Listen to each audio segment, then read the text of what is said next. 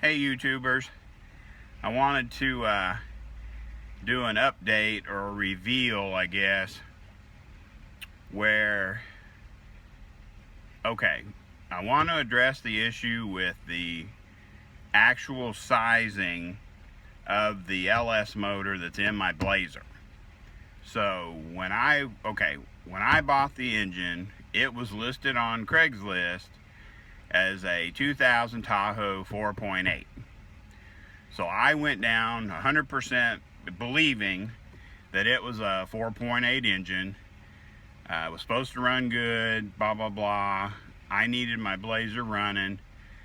It was $400. I was like, okay, that's a decent deal if it's a good running engine. You know, of course, everyone wants to have a 5.3, 5.7, or 6.0. But in a situation where you just need your car running, 4.8 will do the job. It's not that big of a deal. But after we pulled because Richard, Will, and I pulled that engine out of that Tahoe, got it home in my driveway, and either Richard or Will had a boroscope. So they're like, well, let's just scope that cylinder, because Will had it in his head that was a 5.3. Like, he was like, oh no, this has 862 heads, and a lot of 5.3s have those heads. And I'm like, well, my 4.8 out of the 2002 Silverado had 862 heads, and it was a 4.8. So I'm assuming it's a 4.8.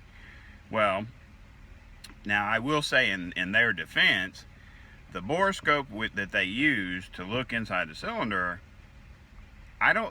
in my memory, I don't remember the tip of the boroscope having a light on it.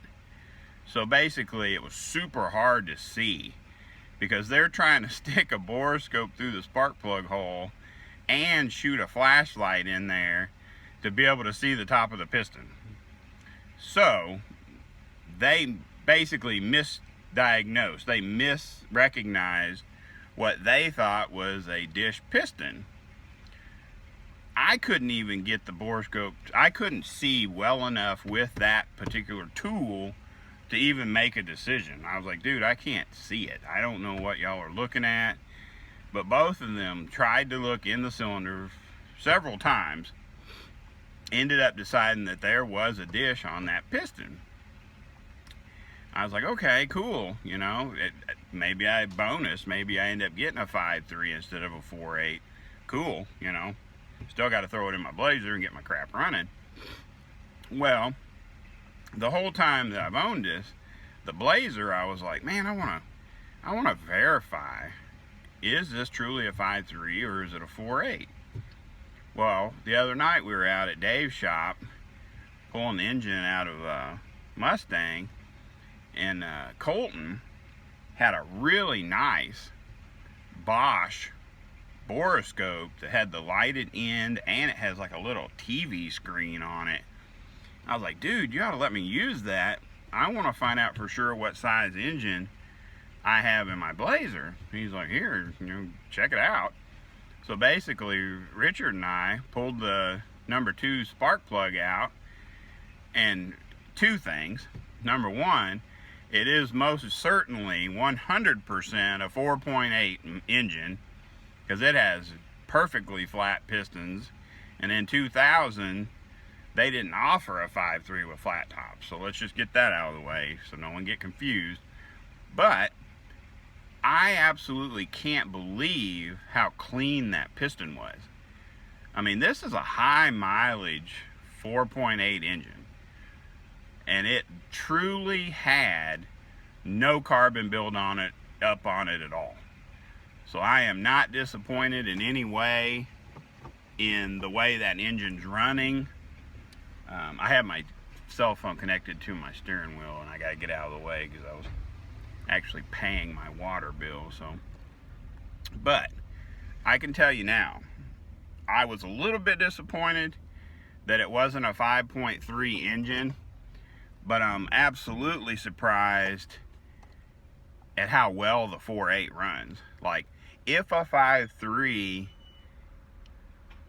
if a stock 5.3 is better than a 4.8, I can't imagine how well it might run, because I'm totally shocked at how well that 4.8 runs and how much power it makes. So I'm not disappointed on that front. Plus, I absolutely love the fact that it gets killer gas mileage, because I rarely race my car, run it fast, or anything like that. You know, I hope to be able to play with it more in the future once I build my 8.8 rear end, and you know, don't have to worry about blowing up the 7.5 and all that junk. But I just wanted to clarify that I did use a quality boroscope, and I did verify that motor or engine that's in my Blazer is a 4.8. It's amazing to me because, okay, that 2000 Tahoe 4x4, when I called on the ad, and it's confusing because a friend of mine is the one who owned it. Like, I didn't know when I called that that's who had it, but once I got him on the phone, I was like, oh crap, this is Don, you know, I know you. What's the story on this engine? And he's like, oh, it's a good one, you know. I'm not trying to rip anybody off, you know. I was like, well, okay, you know, what's the mileage on it? He was like, oh, it's kind of high mileage. I think it's close to 190,000. And I was like, oh, wow, that's a little more than what I was looking for. He goes, but he just kept reassuring me that, oh, no, it's a good one.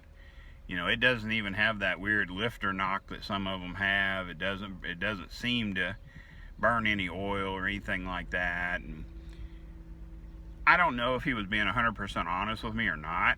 So we decided to go down there and get it.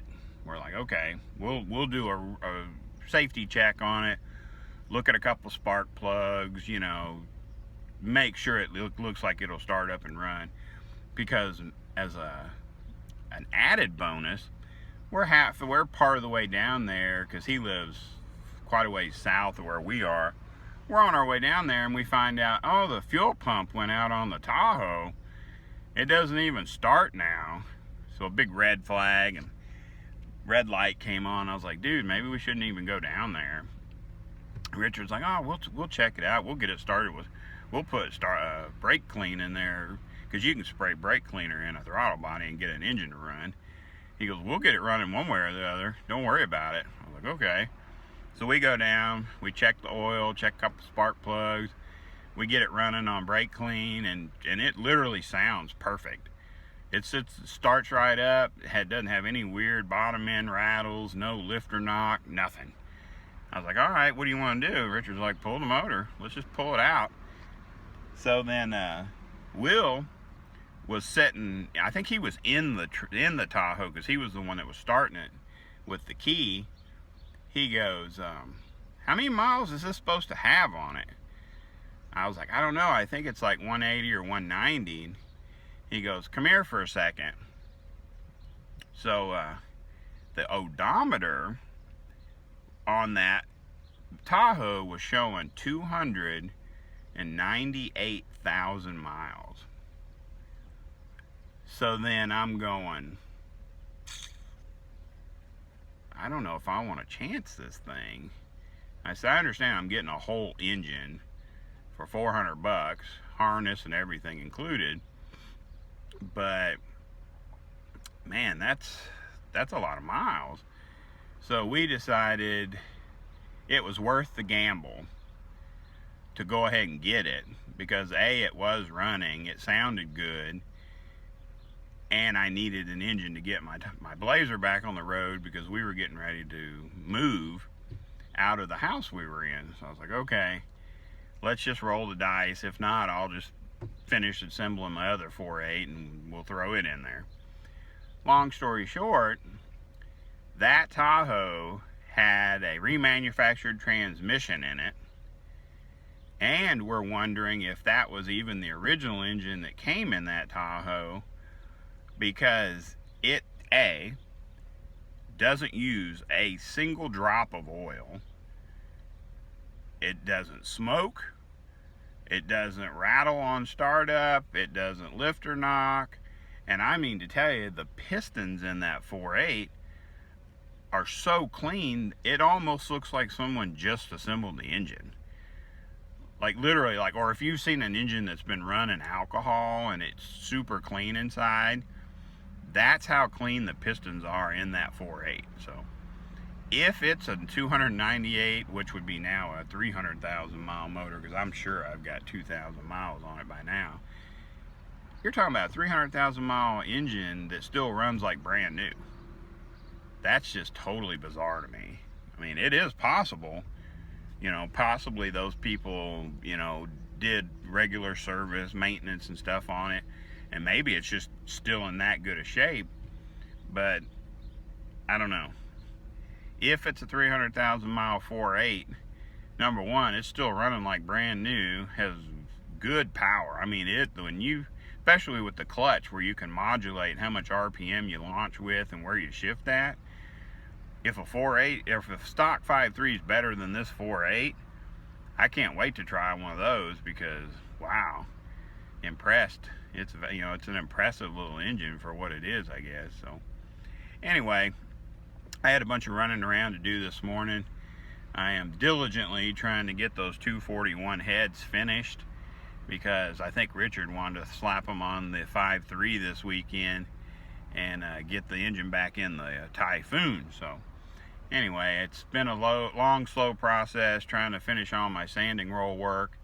Plus, I've still got to CC a couple of chambers, or I'm sorry, I got to do an intake runner and an exhaust runner, with, you know, verifying the size, and I've got to finish cleaning the valves and get the stupid heads assembled. So I got to quit playing YouTube for a minute and do this bill-paying run around and get back over there and keep sweating out those 241 heads. So anyway, I just wanted to post some kind of a video, because I've been focusing so much on working on porting work, you know, as my hobby, that I haven't really been making any videos, because videoing a air die grinder buzzing in your ear isn't really that much fun, and I don't want to post those kind of videos because they're annoying as all get out. So anyway, I appreciate you guys watching this channel. I got some more videos coming up, you know, about finishing, CCing and finishing those 241 heads. I've still got to finish working on those Quantico small block Chevy 23 degree 195cc heads, and I might have a small porting job coming up on a 3-piece Ford, I think it's what they call it, the 2-valve. It's the Bullet, Mustang Bullet intake setup. So hopefully I'll be able to keep rolling and have one little job to do each week, so that we can try to get some money rolling in and make some changes to our life. So anyway, thanks again for watching this. Hopefully it wasn't too boring, maybe a little bit informative and just interesting enough to watch. Like, subscribe, share, click the little bell, and hopefully we'll be able to see you soon. Thank you guys.